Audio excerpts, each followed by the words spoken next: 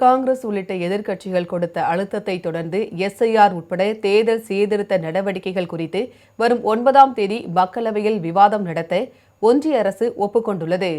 SIR விவகாரம் தொடர்பாக வாக்கெடுப்புடன் கூடிய விவாதம் நடத்த வேண்டும் என காங்கிரஸ் உள்ளிட்ட எதிர்க்கட்சிகளைச் சேர்ந்த எம்பிக்கள் நாடாளுமன்றத்தின் இரு அவைகளிலும் கடந்த 2 நாட்களாக வலியுறுத்தினர்.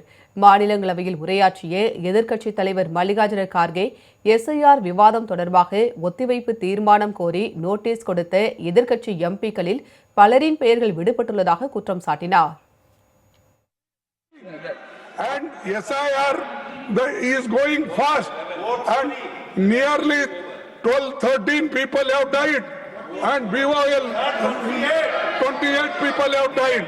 Sir, this is an urgent matter to save democracy. You put your words. I will ask the government to respond. I want, in the interest of democracy.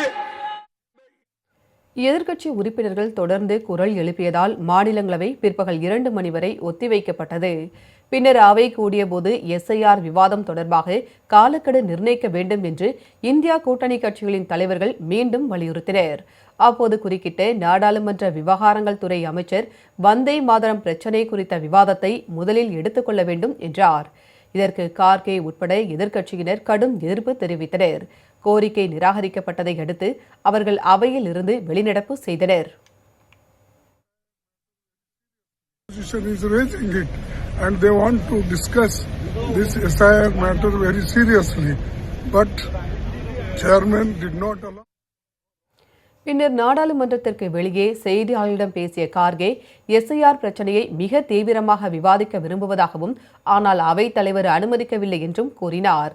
அரசு விவாதம் நடத்த தயாராக இல்லை என்பது ஜனநாயகத்திற்கு ஆபத்தானது என்றும் தாங்கள் தொடர்ந்து போராடப் போவதாகவும் கார்கே உறுதிபட கூறினார்.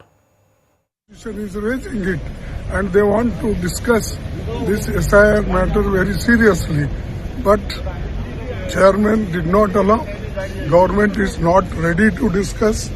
This is very unfortunate for the country and it is harmful for democracy. So therefore we are. இதேபோல் மக்களவையிலும் எஸ்ஐஆர் விவாதம் கோரி எதிர்க்கட்சி உறுப்பினர்கள் குரல் எழுப்பியதால் 2வது நாளாக அவை நடவடிக்கைகள் முடங்கின. இதையடுத்து இந்த பிரச்சினைக்கு தீர்வு காணும் வகையில் பிற்பகலில் மக்களவை சபாநாயகர் ஓம் பிர்லா தலைமையில் அனைத்து கட்சி உறுப்பினர்கள் கலந்து கொண்ட அலுவல் ஆய்வு குழு கூட்டம் நடைபெற்றது. இந்த கூட்டத்தில் வரும் 8ஆம் தேதி வந்தே மாதரம் பாடல் இயற்றப்பட்டு 150வது ஆண்டு நிறைவு குறித்து விவாதம் நடத்தவும், மறுநாள் 9ஆம் தேதி எஸ்ஐஆர் உள்ளிட்ட தேர்தல் சீர்திருத்த நடவடிக்கைகள் குறித்து விவாதம் நடத்தவும் முடிவு செய்யப்பட்டுள்ளது. இதற்காக 10 மணி நேரம் ஒதுக்கப்பட்டுள்ளது. எஸ்ஐஆர் விவாதத்தின் முடிவில் ஒன்றிய சட்டத்துறை அமைச்சர் பதிலளிப்பார் என தெரிவிக்கப்பட்டுள்ளது.